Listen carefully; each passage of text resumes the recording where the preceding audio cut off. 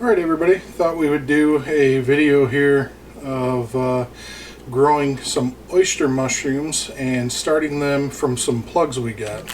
So we actually, from Puget Sound, we got some oyster mushroom plugs, and as you can see, plugs are ready to go into the logs. We're going to do that. We'll have a separate video for getting the mushroom logs ready to go. But we also wanted to get some going inside the house here because we've been getting some snowstorms and thought it'd be nice to have a kit ready to go. So we're going to go ahead and use the grain inoculation going into straw. So what we did is went to the local homebrew shop, got some grain. Shout out to Sicilianos for the barley that we bought. So get yourself a bag full of barley, and what you're going to want to do is look at the size jar that you're going to be inoculating in, and that grain's going to pretty much double in size. So what we did is filled the grain. This is what it looks like when it's dry. Those are the kernels there. And then you're going to want to go ahead and do a 24-hour soak and finish it up by bringing it to a boil, and you can see how much size those kernels have put compared to the dried ones in there. So after the soak, we're going to go ahead and spread them out on a pan and get them dry before putting them into a jar. Okay, so we've let these soak for 24 hours, and now what we're going to do is slowly bring the water up to a boil and see if we can't drive a little bit more moisture in there. As you can see, they're definitely much larger in size from yesterday.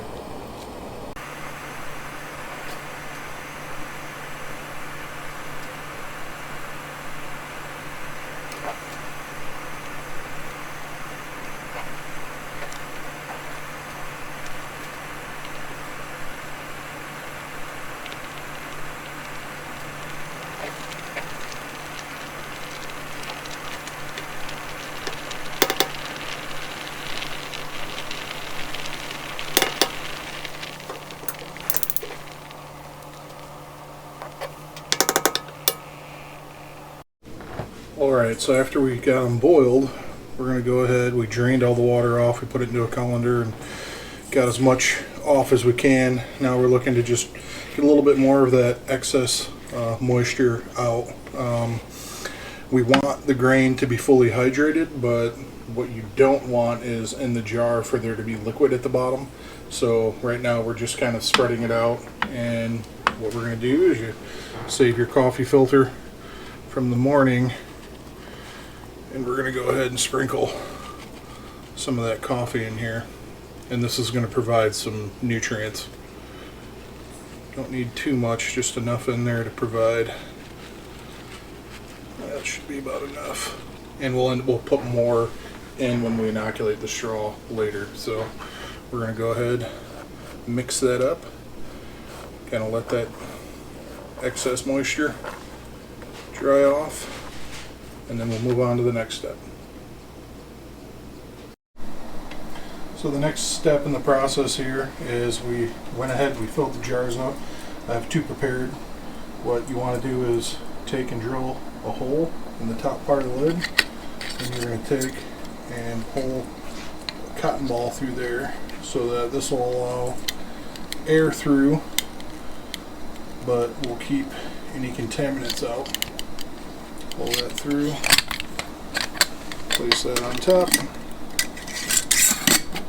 Then you want to go ahead and take some aluminum foil and put over top of it so that when we're autoclaving it, it doesn't get moisture falling back in, so that'll keep everything in here from condensating and getting too wet.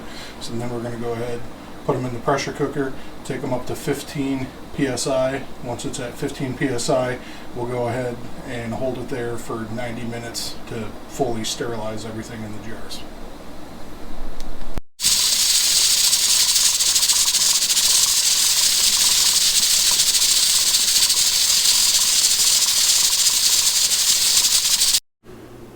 Alright, we just finished the pressure cooking and the jars are cooling. What you're going to want to do is get an area that you can sanitize. You're going to want to use some of the isopropyl alcohol, 70% thermometer. You're going to want to wear gloves, be as sanitary as possible. Take the packages that we're going to be opening, sanitize those. We have some reishi, some oyster, and actually here's some lion's mane that we have growing out of a kit, and we're going to be pulling a sample out of that as well.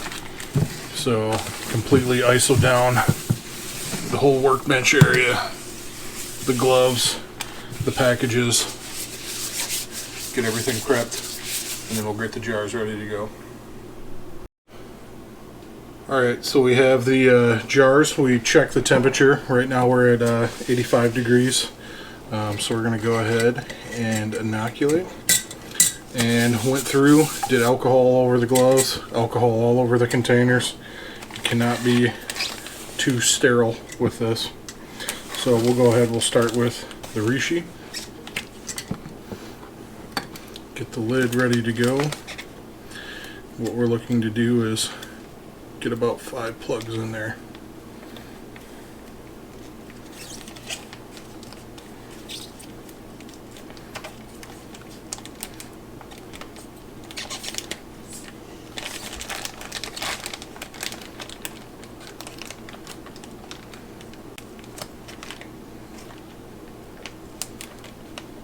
There we go. We'll get that closed back up so that they're nice and sanitary for our log. Open that up. Go ahead, get them in there. Then we're going to want to get it nice and closed. Then work that just to submerge them down underneath inside some of them grounds.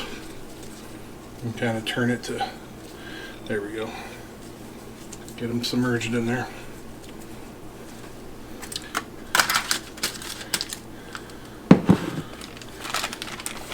Now we're going to take and do the same thing with our oyster. I'm going to re-sanitize in between. Alcohol all over this, all over our containers. Make sure that we're not cross-inoculating between the two. So get the jar, get the table, get our hands, give that some time to evaporate up.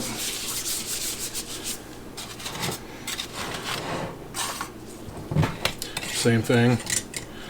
We'll loosen the jar up, get that prepared to go.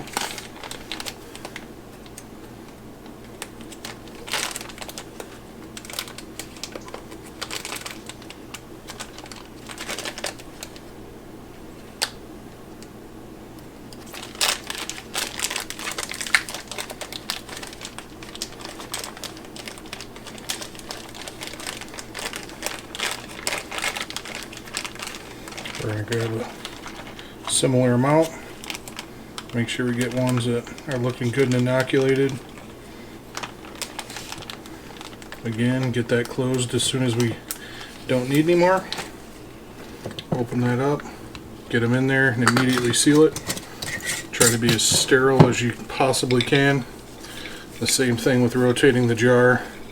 Shake those, get them dispersed throughout that grain so we can have it getting inoculated in a few different areas. I'm going to go ahead and get the ones that are completed labeled with Sharpies. Get these out of here, clean the area, and then get the lion's mane ready to go. Alright, so we got the plugs in for both the oyster and the reishi, and I took a couple of chunks of the lion's mane mycelium, put it in there. So now I've got this Yeti cooler.